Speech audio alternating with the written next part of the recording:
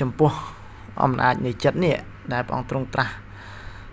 សម្ដែងថាមេណោពពាំងកមេធម្មាមេណោសេថាមេណោមេយា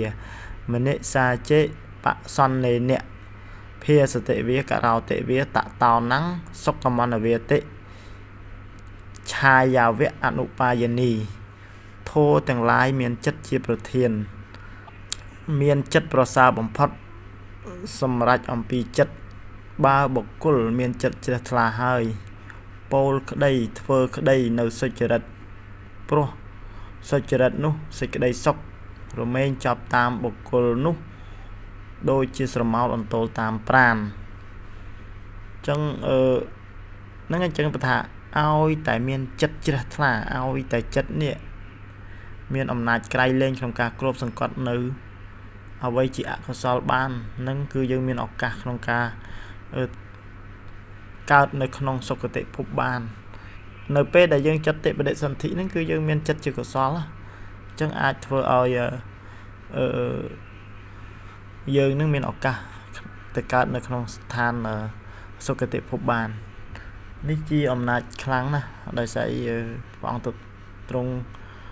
សម្ដែងនៅចំណុចហ្នឹងព្រោះអីចិត្តវាមានតែពីរទីមួយចិត្តជាកុសលនិងចិត្តជាអកុសលរឿងមត្តកតលីគឺជារឿងមួយដែលកំសត់ហើយកើតក្នុងតកូលដែលមានទ្រព្យសម្បត្តិស្ដុកស្ដំ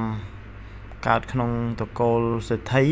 ឪពុកហ្នឹងគឺជាសេដ្ឋីកំណាញ់ឈ្មោះអតិនៈបបកៈព្រាមហ្នឹងគឺមិនធ្វើទានមិនធ្វើបុណ្យកុសលទេថែមទាំងមិនជំរុញឲ្យកូនធ្វើបុណ្យកុសលទៀតក៏ប៉ុន្តែដោយសារអីនៅពេលដែលកូនចម្រើនវ័យឡើងហ្នឹងគឺមានជំងឺទៅមត្តកតលីក៏ធ្លាក់ខ្លួនឈឺខ្លាំងពេកដោយឪពុកហ្នឹងមិនបានយកចិត្តទុកដាក់ខ្វាយខ្វល់អីច្រើនជាងហ្នឹងឯងគិតតែពីភ័យខ្លាចថាអស់ទ្រព្យសម្បត្តិអញ្ចឹងហើយក៏បណ្ដោយឲ្យកូនហ្នឹងធ្លាក់ខ្លួនឈឺ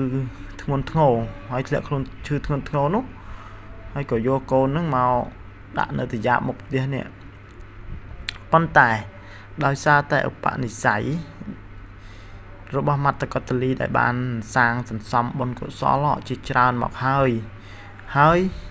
ស្ថិតនៅក្នុងសំណាញ់ញាណរបស់ព្រះសម្មាសម្ពុទ្ធដែលព្រះអង្គទ្រង់ត្រាស់ប្រមាលមើលទៅឃើញថាមត្តកតលីនេះមានឧបនិស្ស័យប្រកាសមកដល់ផ្ទះមត្តកតលីនេះហើយក៏បានបញ្ចេញព្រះរស្មីមកហើយមត្តកតលីគឺគាត់ឈឺកាលណាមនុស្សឈឺគឺលំបាកប៉ុន្តែដោយអំណាចចិត្តជ្រះថ្លានៅក្នុងខ្លួននេះក្នុងចិត្តនេះគឺធ្វើឲ្យអារម្មណ៍មួយគឺជ្រះថ្លាក្រៃលែងដោយជ្រះថ្លាក្នុងចំណុចនេះគឺជ្រះថ្លានៅក្នុងសុចរិតធម៌ហើយ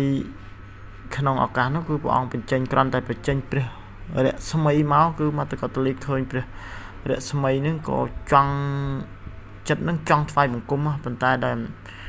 ដោយកិរិយានៃការធ្វើអត់កើតដោយការគោរពលន់តួដោយកាយវិការហ្នឹងមិនបានប៉ុន្តែចិត្តមានអំណាចធំធេងអាចសម្រេចជាបុណ្យកុសលខ្ពង់ខ្ពស់បានដោយសារចិត្តនឹងឃើញព្រះពន្លឺរស្មីរបស់ព្រះសម្មាសម្ពុទ្ធហ្នឹងក៏លំអោនចិត្តទៅហើយចង់ថ្វាយបង្គំតាមរយៈនៃចិត្តជាសុចរិតនេះចឹងហើយដល់ពេលជាខាងក្រោយមកទៀតបានចតិបដិសន្ធិទៅក៏ទៅកើតនៅក្នុងឋានតាវតឹងមិនធ្វើនៅបាបសពបែបយ៉ាង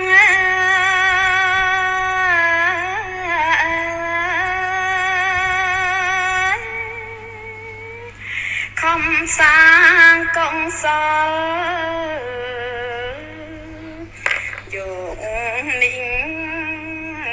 ស័យធ្វើចិត្តឲ្យល្អ